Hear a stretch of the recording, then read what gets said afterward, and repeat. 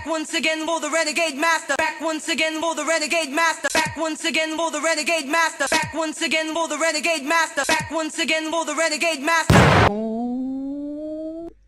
Hello my renegades and welcome back. And what are we getting into today? I hear you ask. We are getting back into Married at First Sight series 8 and now we on episode 5. Before we get into that, as I always ask, please hit that subscribe button, please hit that notification button so when you know I am back on and doing videos. And let's get into this episode, shall we? Because as we see the next couples are going to get married.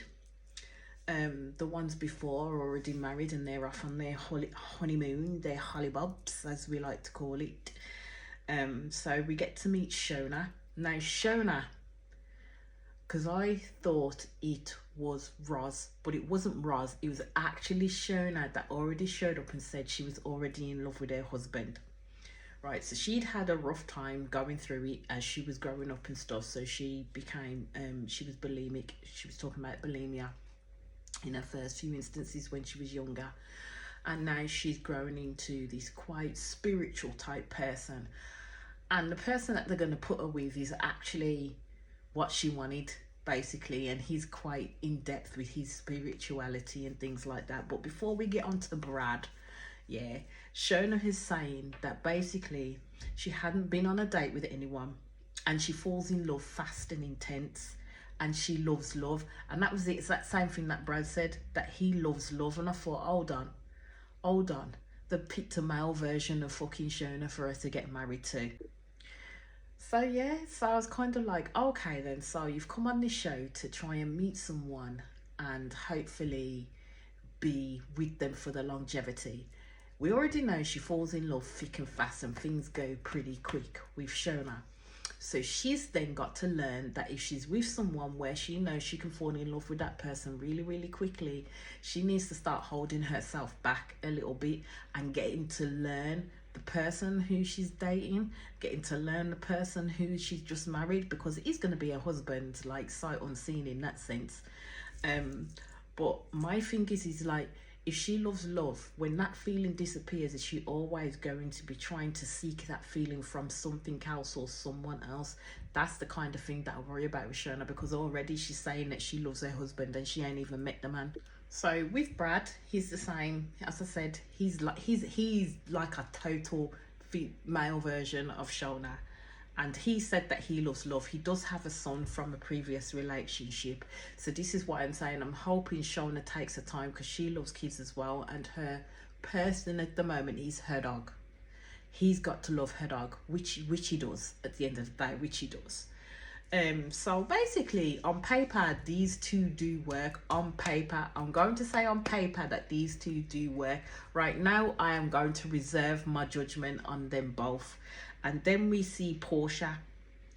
Now, in the beginning, when Portia was doing her blurb and talking about herself, I thought, oh my God, here we go. We got another version of Laura. Someone who's a champagne type of girl that expects a certain type of lifestyle. She does expect a certain type of lifestyle because she's well into her Christianity and she is a full church going, all of that, and she wants a marriage like her mum and dad's, which is basically the traditional type marriage where it's more the man is the head of the household, he goes out, he's the breadwinner, and the little lady stays at home, you know, doing the cooking, the cleaning, looking after the family and all of this, that and the other. She wants to be the stay-at-home wife. That's what Portia wants at the end of the day. So whoever gets with her, the man has got to be able to keep her at a certain level and keep her in a lifestyle, because she is not looking to put into that marriage in that sense. Not financially wise is she looking to put into that marriage in that sense. She could go out and work if she really, really wanted to, but she doesn't want to. So she is not looking to be, as they say, going 50-50. I don't like that saying, because at the end of the day, why are you going to go half and half with yourself? At the end of the day, if you're putting the full 100 of yourself in and you're expecting your partner to put the full 100 of themselves in. Now we know that Portia has changed her whole life around. Like she said, she used to be the party girl, but now she's not. She's very much in the house. She's very much a homebody, and she's in bed by a certain time. She doesn't drink no more. And I'm wondering, who are they going to put her with? So they put her with Terence. Now Terence looks like a lovely chap. He really does look like a lovely chap. But this man's a DJ and a host. This man's a DJ. And he DJs at different events. And this man sometimes ain't waltzing through the door until like 3-4 o'clock in the flipping morning. So here's me sitting there like, how is this going to work? Because the only thing that they have in common is, yes, she has a son. He's got, I think he says, 3 children from previous relationships. And he actually wants a traditional type marriage. He wants a traditional type marriage as well. And he wants his wife to basically be like everything for him in the home, in that sense. I don't, on paper, I really don't think the experts have got this one right, but who am I to say anything at the end of the day? This is just my opinion, but I really don't think the experts have probably got this one right, because from what I've seen so far, these two are quite fiery and quite stubborn with it. So then we get to see Portia and Terence's wedding day, and we get to see Portia like talking with her best friend and that. And she's basically saying that she don't want to be no breadwinner. She does not want to be the breadwinner of the household. And basically she says that she wants someone to have a good jawline, to be looking good, to be looking this way, to be looking that way. And she says, from apart from that, she's easy. And I'm like, my girl, you are not easy. You are not easy. You're looking for the world right about now. But the experts are going to pair you up with who they think is best for you. So you could have any type of person standing in front of you. At first, my first thoughts were, I thought with how she's describing that she wanted her man to be, I thought she's not going to like Terence. Like, she's really not going to like Terence. Firstly, off looks based. That's what I'm saying. Firstly, off looks based, I thought she was not going to like Terence at all. I didn't know if Terence was going to like her. So then we moved to Shona and Brad's wedding, and as I said, it's on paper they're good, and on paper next to each other they look bloody good next to each other. So basically, Shona's the type of person that believes in love at first sight, but she can run away with herself, and that's what her friends are saying. And they were talking about their numbers, and she kept on saying he's seeing 2s and 4s, and then he turned around and he says he kept on saying seeing 2s, and I'm like, okay, universe, okay, there's no more to do here. Okay, you've plugged these people into each other. Let's see if they can last the course, though. I did notice though, when Brad walked down to the aisle, all the friends were like, oh, like even the parents, like, oh, he's lovely, ain't he? And that Shona's nan was funny and was like, oh, okay. And then she went, he's got no socks on. Well, that was quite funny. When she popped out, she said, but he's got no socks on. Because sometimes people don't wear socks with their loafers anymore, my love. That's how it goes. But yeah, I was kind of concerned about some of the friends, how they were watching Brad and hawking him and basically saying, yes, he's a bit of all right. I'm like, okay, we see you, we know you think he's a bit of all right, but he's not for you, he's for your girl Shona. So let's see how this went good. But you know, first looks, when they looked at each other, it was straight off. They had that connection straight away. And I can't even lie, man, Brad was handsome and Shona was beautiful. Let's just put it that way. They did have a beautiful wedding. It's the same with Terence and Portia. Portia was beautiful and Terence was handsome. Now, I had reservations that she would not like him at first, because even when Terence went down the aisle and stood at the front, the best friend, the friend, was giving him the daggers, and he could feel the daggers. And I'm thinking, my girl, you don't even know this man yet, but yet you're already giving him the daggers. And then she was kind of saying about how she would have to get to know if he's right for her friend. At the end of the day, it's too late for that. You can have your conversations, but it's too late for that, because they're already married. Do you know what I mean? It's already married. What are you going to do? What are you going to do to change her mind? Because at the end of the day, your friend has gone into this with her eyes very much wide open. She knows what she's in for in that regard.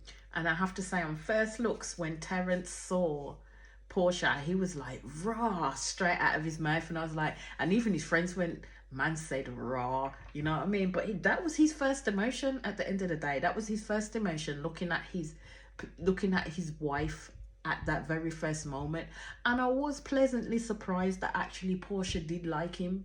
And looks based, Portia did like him. But instead of asking him his name, straight off the bat, she asked him if he was Christian. And I was like, okay, she ain't playing.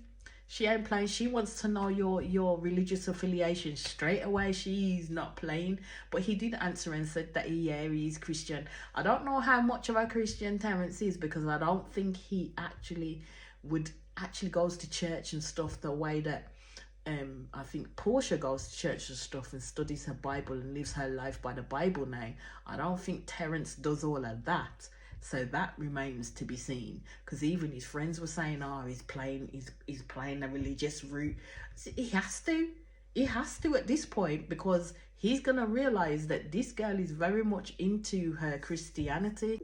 When it keeps on flipping back in between Portia and Terrence's wedding and Shona and Brad's wedding, you can see the differences there in how things were going. Like with Shona and Brad, it was really going on, like it was popping off, they were connecting. There's nothing more really to say about them in that regard. They were connecting quite a bit. And Shona and Brad were literally sitting and discussing, like they were talking about their numbers and their spirituality, and Brad told her that, like, you know, he had a son, which she was quite accepting of, to be fair, because she does teach kids as well, so she wants to be able to have children. And then they did their first pictures and they were so comfortable with each other, and she brought out her dog and he got to meet her dog, who is part of her family at the end of the day. So how he behaved with her dog would tell her a lot, and he was really loving and quite cute with the dog, to be fair. And then it moved to like Portia and Terrence, and again they were actually getting on like a house on fire, until the questions came from the friend in regards to him being a DJ, like even down to the point where Portia brought her son Ethan, and Terrence was playing with him and he was getting along with him and everything like that, and you could see that he was definitely a family man in that regard. But I think the sticking point for them two is going to be the work that he does and the times that he comes in. And I think she's already concerned about the fact, will he have time for her? But he did. What got me though, before I get to the end of this episode, what got me though is the fact that he didn't mention the other things that he did, that, you know, he's involved in the family business, and that he also is involved with his brother's youth club, and he's a youth worker there. He didn't speak about those bits, which I think is a positive about Terrence as well. At the end of the day, it shows that he can connect with younger people, and he can be a good conversationalist. But that didn't get brought up in the slightest. So as it is, this is where I'm going to end this video here, but I will be back in quick succession with the next one. So as I always say, please hit that subscribe button, please hit that notification button, so when you know I am back on and doing videos. And I'll speak to you all again soon. Peace out.